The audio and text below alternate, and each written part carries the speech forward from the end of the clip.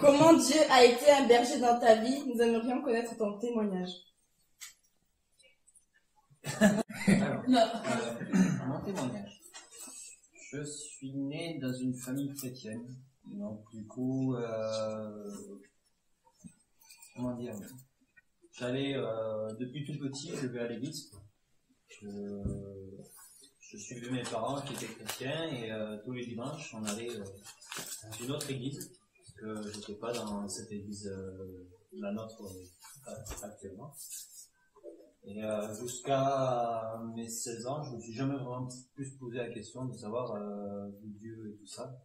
Donc j'allais à l'église, pour moi Dieu était,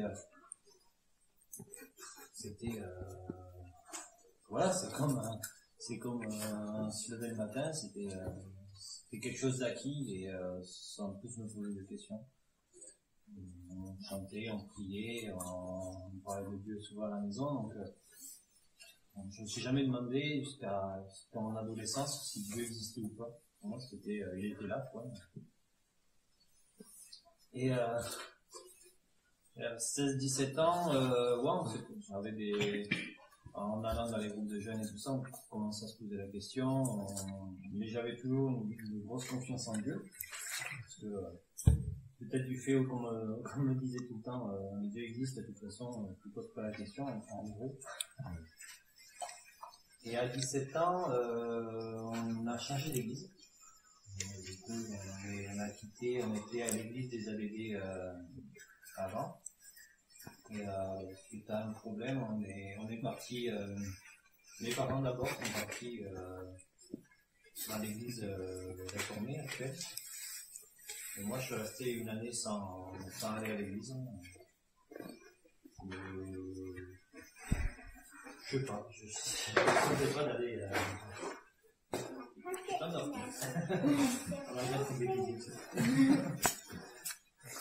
je sais pas, je me sentais pas d'aller de suite à votre église en disant que tu es certainement placé dans celle d'avant. Je me disais, bon, si c'est pour vivre la même chose, on va se galer mollo.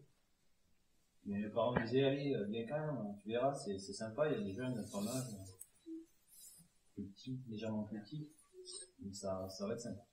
Je me dis, bon, pourquoi pas. J'y suis allé pour l'inauguration.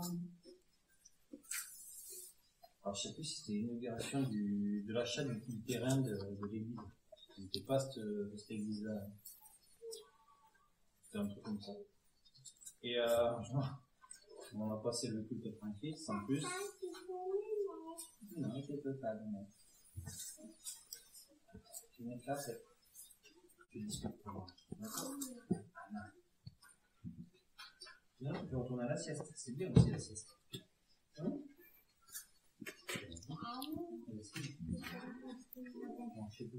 Du coup, ouais, j'allais à l'église et la première fois que je suis allé, je me suis dit, ben, Seigneur, si tu veux que je fasse quelque chose dans cette église, n'importe qui vienne me demander n'importe quoi et pour l'aider. C'est quoi, j'ai dit, parce que c'est vrai que quand on quitte une église où on a grandi, où on a été né, on y a grandi, on a vu des amis se faire baptiser, tout ça, et c'était un peu difficile. Et aller dans une nouvelle église où tu connais personne, où tout le monde se connaît depuis longtemps, c'est un peu dur. Et du coup, il y a quand même quelqu'un qui est venu me demander juste de mettre les tables pour le repas de midi. Donc j'ai dit, bon, ben, c'est peut-être le signe que j'avais des choses à faire à l'église de les Châteaux. Parce que là, je suis pas d'accord. Oui, et c'est pas le bouche. Donc du coup, ben voilà, je suis prêt à aller régulièrement à l'église et je me suis fait baptiser à cette église-là, pour le temple n'était pas fini d'être construit. La partie où on fait le culte n'était pas fini d'être construite. Et on a fait quand même le culte du baptême dans les fondations, c'est-à-dire qu'il n'y avait pas de porte. C'était non. Et c'est à peu près par là que j'ai commencé à faire de la musique aussi, grâce à Christophe Blanc, avec qui avec qui on avait envie à cœur de faire quelque chose, et lui il était très musicien déjà à la base, et j'ai dit tiens, ça me botterait bien de jouer avec lui et de faire des trucs avec lui, et je me suis mis à la guitare comme ça. J'avais 18 ans, 19 ans, donc ceux qui n'ont pas commencé les instruments vont dire qu'ils n'ont jamais. Et j'ai appris tout seul. Donc pendant l'été, sur un vieux cahier que ma sœur avait, puisque je l'ai déjà, t'as descends, alors, descends. Non, tu descends. Tu vas t'asseoir sur le canapé, tu vas les jouer, on descend.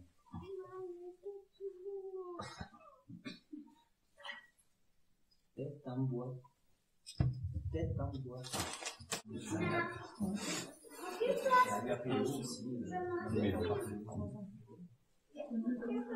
Merci pour le témoignage, hein, Sylvain. Moi, ce que je m'ai interpellé aussi, tu as dit que tu es dans une famille chrétienne, et il a fallu un moment que tu prennes une décision personnelle. Les filles. Tu as des parents qui étaient chrétiens, mais il a fallu que toi aussi tu décides de choisir le Seigneur comme ton maître. Il y a eu 2 moments où j'ai voulu m'engager.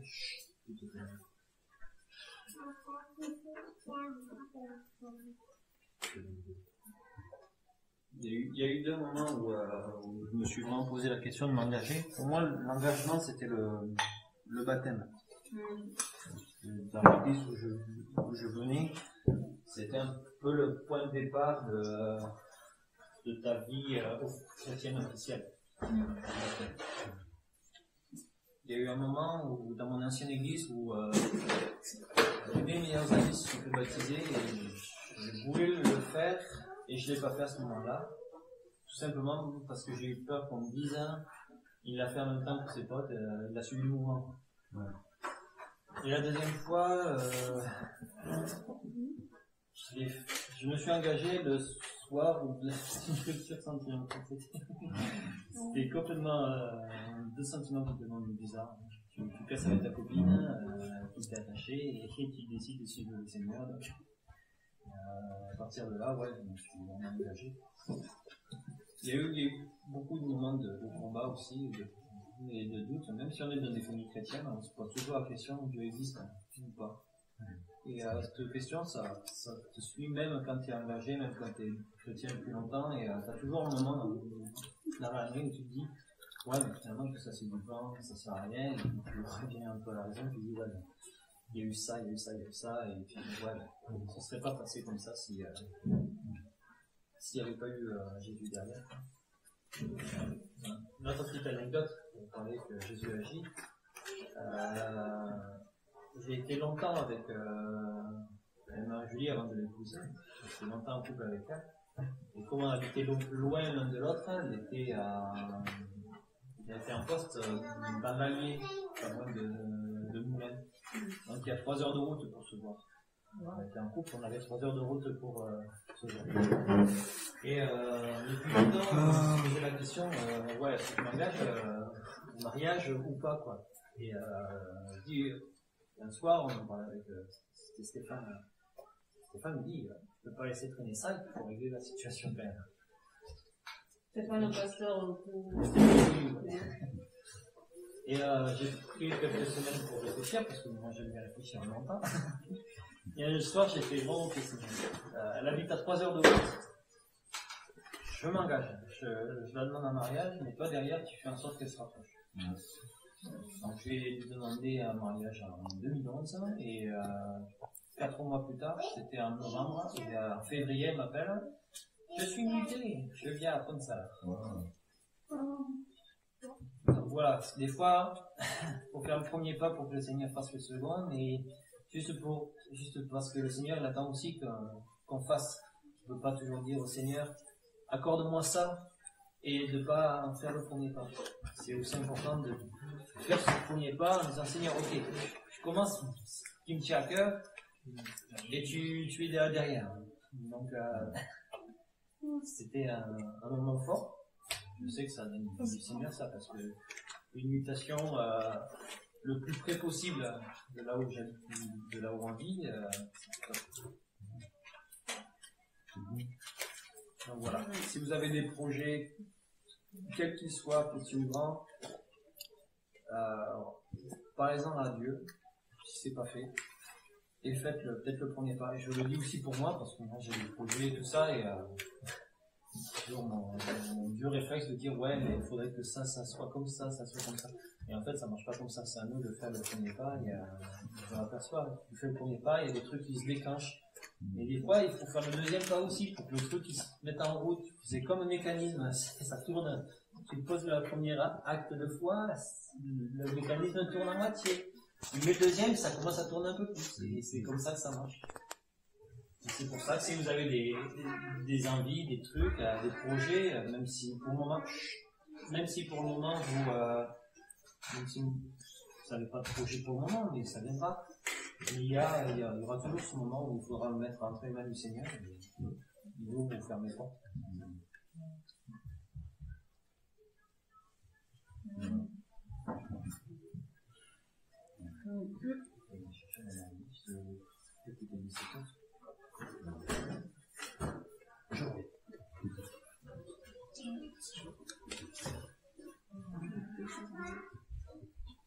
Il y a des choses dans le témoignage de Sylvain qui a fait écho, caméraman.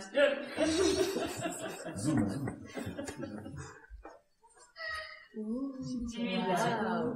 Reste sur la dalle, regarde où tu marches. Regarde où tu marches. Tu as ça? Je suis content de venir ici. Ça fait la deuxième fois que je suis là. Et j'ai beaucoup aimé le coin. C'est très calme et puis et on avait entendu tout à l'heure le témoignage de Sylvain. Donc nous en tant que jeunes ici, je pense que tout le monde a pris sa part, ce qu'il va faire parce qu'il a parlé de son parcours et il a beaucoup travaillé pour le Seigneur. Donc nous aussi en tant que jeunes, donc nous allons prendre notre décision maintenant, si vous voulez. comment nous aussi nous devons faire pour s'engager dans l'œuvre du Seigneur, parce que c'est très vaste. Donc je pense que chacun pense où s'engager pour adorer le Seigneur. Donc tout ce que moi je peux ajouter. Merci.